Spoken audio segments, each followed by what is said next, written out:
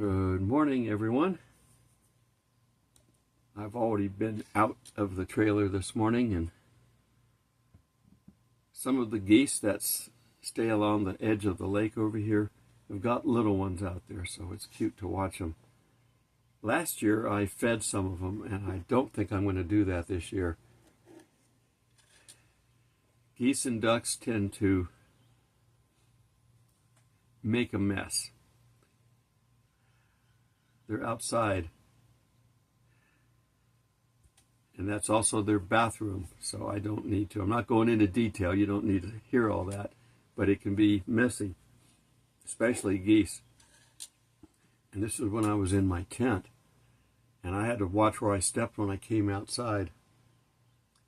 So I'm not going to feed them this year, at least not by the door.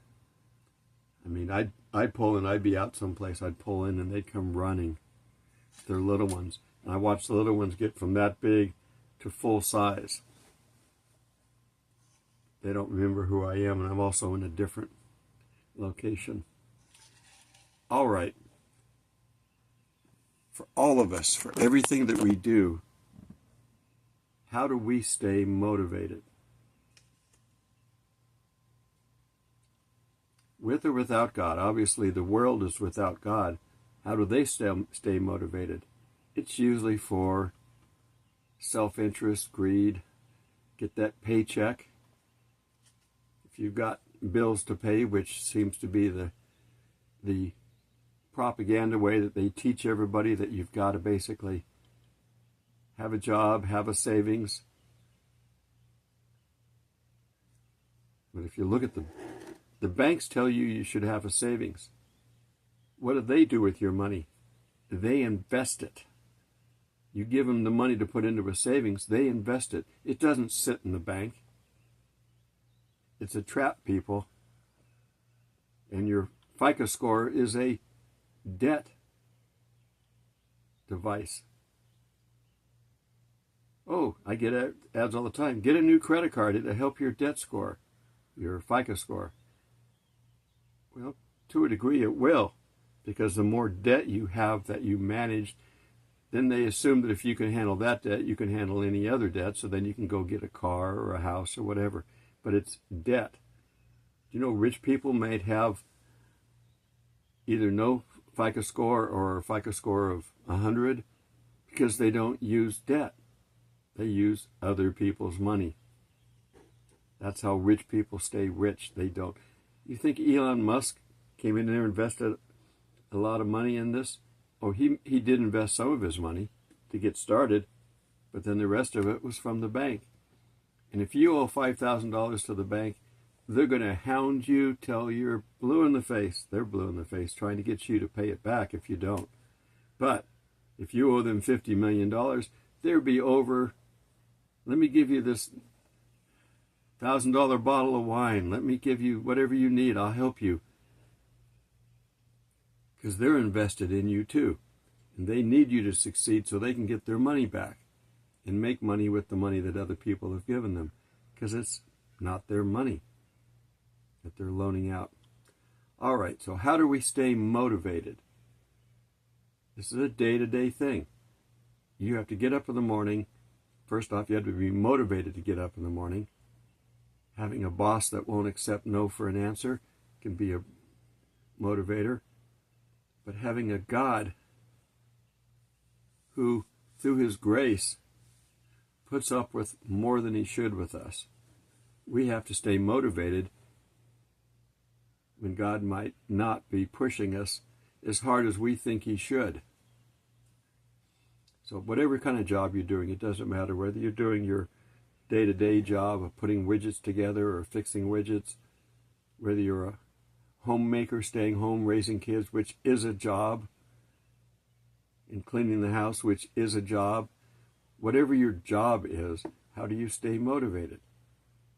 And for me, like working for the Lord, doing a daily video, how do I stay motivated?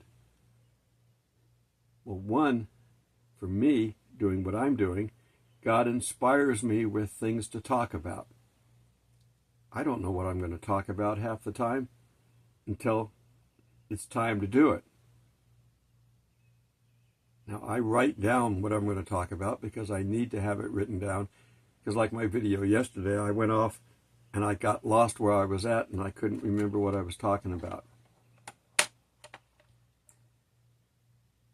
course, I know John 3:16 is Jesus talking, but I kept saying John. That's all I got. My brain was not in gear. I got distracted. There's birds flew in and landed next to me.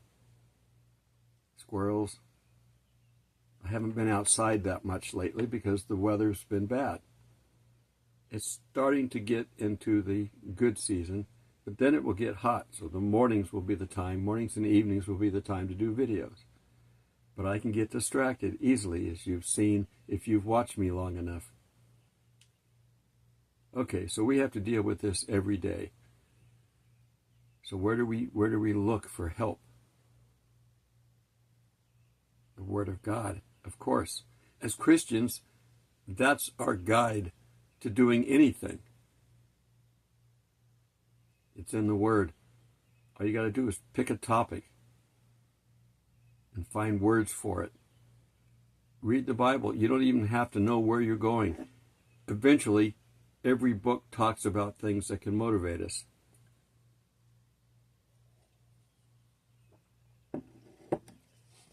Obviously, to start off your day as a Christian, we should be starting off with the daily prayer or something of that nature. That's a template. It isn't necessarily in stone that those are the words you have to say.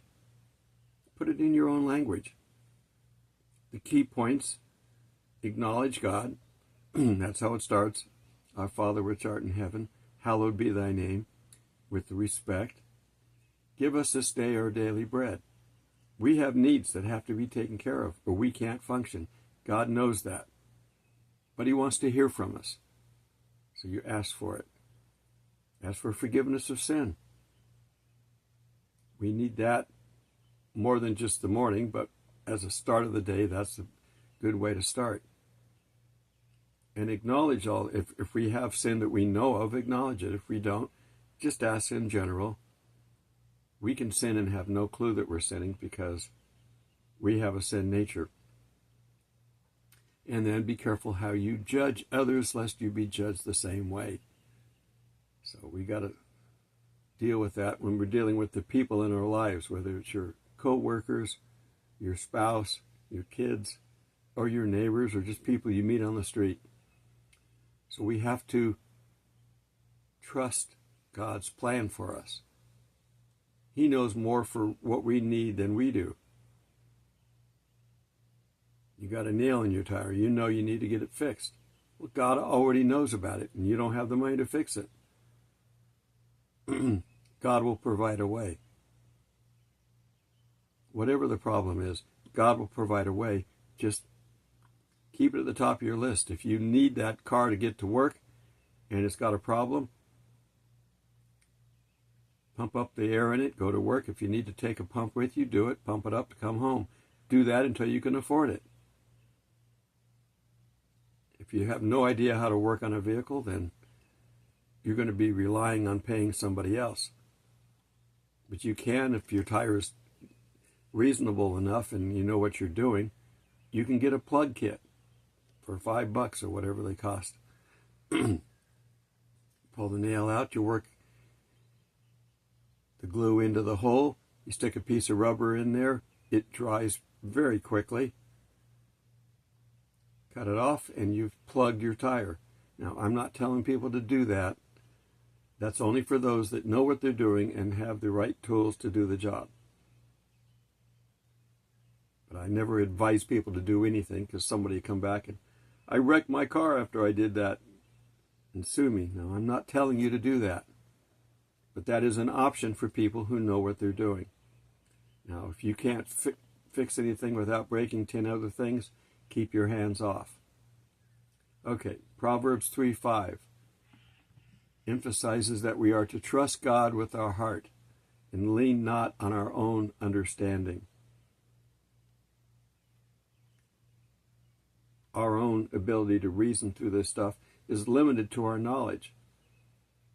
Logic is limited to knowledge. God knows everything. He can be logical perfectly.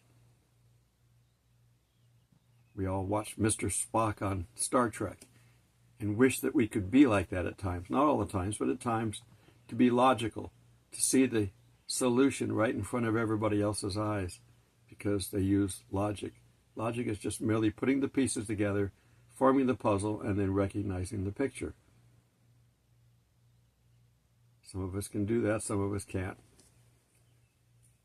Joshua 1:9 encourages us to get the strength and courage that we know God has for us. I'm not reading the verses. I want you to go do them if you read the verses yourself. But these are the subjects of them. You need to put your homework in and read the Bible. What you put in will be there for your spiritual guidance later on. If you put nothing up there, the Spirit has nothing to draw on. Psalm 34:8 reminds us to taste the Lord and see the goodness. Taste the goodness. Finding refuge in Him.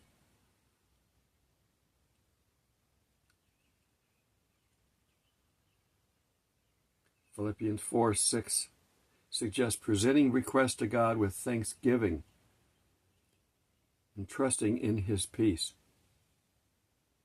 You want the peace that God has to give us? Galatians 5 has the fruits of the Spirit. A fruit is something that has to start off as a bud and grow into a fruit. It doesn't just boom and it's fruit. You have to seed it first, plant the tree, get the buds, and then they grow into fruit. It doesn't just happen. God is not Harry Potter. That can be a fun story. It's fiction.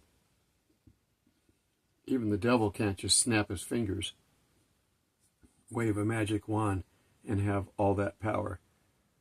The power, ultimately, even the devil, when he's wielding power, is wielding the power of God, because God created him. Now you need perseverance and strength. Sometimes we wonder why we go through the troubles that we go through. It's to teach us patience. Oh God, I want patience, and I want it now. He'll give it to you. You're going to have to wait. And strength to be able to endure whatever your situation is. Paul wanted his problem removed, and Jesus said, my strength is sufficient for you. Isaiah 40:29 reminds us that God gives strength to the weary and increases the power of the weak.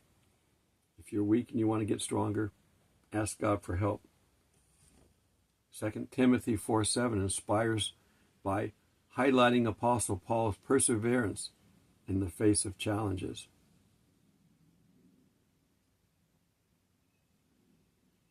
Oh, God has love and grace to give to everyone. He'd prefer to give it to the world, but He'll give it to those that are willing to take it. John 3:16 emphasizes God's love for the world. And then what did He do? He gave us His Son so that we would have salvation. Romans 8:31 assures us that if God is for us, who can be against us? Rhetorical, the answer is no one. You've got to have faith. And with faith you can have hope. Hebrews 11:1 defines faith and assurance of the things hoped for.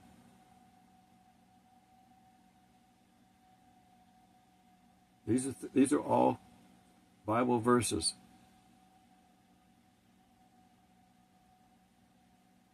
All the important things, there's no question. The only time Jesus spoke in parables is when He was talking to the religious leaders, knowing that they wouldn't get it, because they didn't get their own Bible that talked about Him. They were still looking for him afterwards. After he died and went to the Father, they were still looking for the Messiah. Be careful how you focus on something. They were focusing so much, their blinders were on.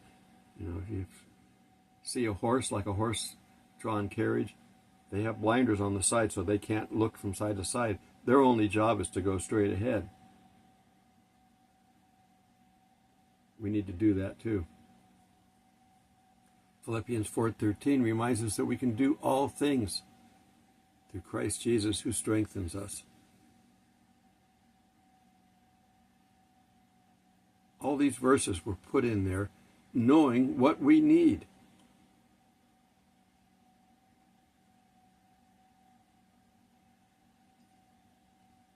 For God has not given us the power of fear, but the power of love and a sound mind. 2 Timothy 1:7. Trust in the Lord with all your heart and lean not on your own understanding, is Proverbs 3:5. I went ahead and read a couple of verses for you, but go look up the other ones. This is something we have to do daily, on a regular basis. You don't have to read the whole Bible every day. That would be impractical. You don't have to read the same verses every day. God is consistent. You can find the same stories told from different points of view. We have 3 Gospels that basically tell the same story. Some have a little more, some have a little less, but it's the same story. Describing the elephant. It's all the same story. It's all the same elephant.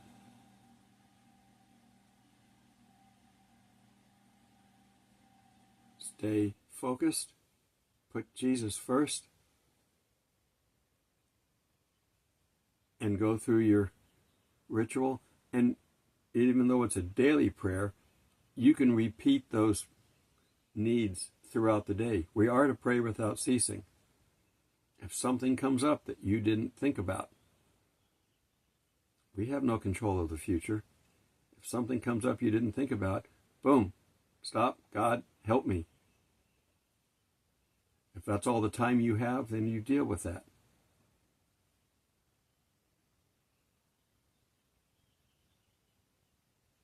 We weren't promised a perfect life because this isn't a perfect world and we're not perfect. But we can hope to get through it with the least amount of problems. But it depends on how you define problems. Some people define problems as opportunities. If you're good at fixing problems, then you have a career choice to think about. All right. We don't know what the future is. With the death of the Pope, all those people saying he was the Antichrist or the false prophet, they've shown their lack of credibility. So remember that. Nobody knows who these people are going to be. Only God knows. I don't know when the rapture is. I don't know who the players are. I can tell you I think the rapture is soon, and that the players that are involved are alive today, but they may not be in place. If you're playing chess, the player that takes out the king might be in the back row. He's got to get out and get in position.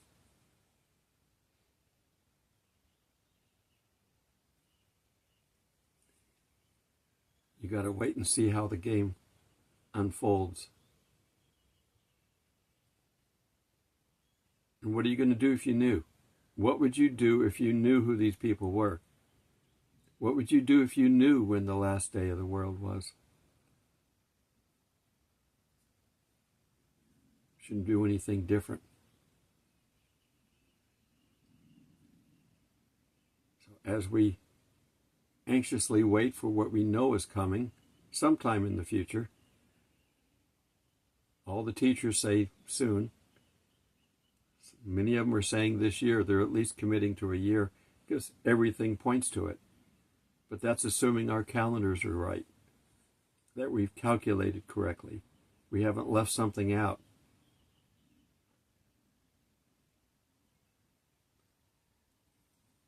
We know mistakes have been made in that. Not deliberate. But you got to have, like I said in the beginning, you have to have all the facts to make a logical conclusion. If you're missing something, you can make the wrong conclusion. But if you follow God's guidelines of trusting Him, you don't have to worry about it. He'll take care of the details. Until we meet in the clouds, God bless.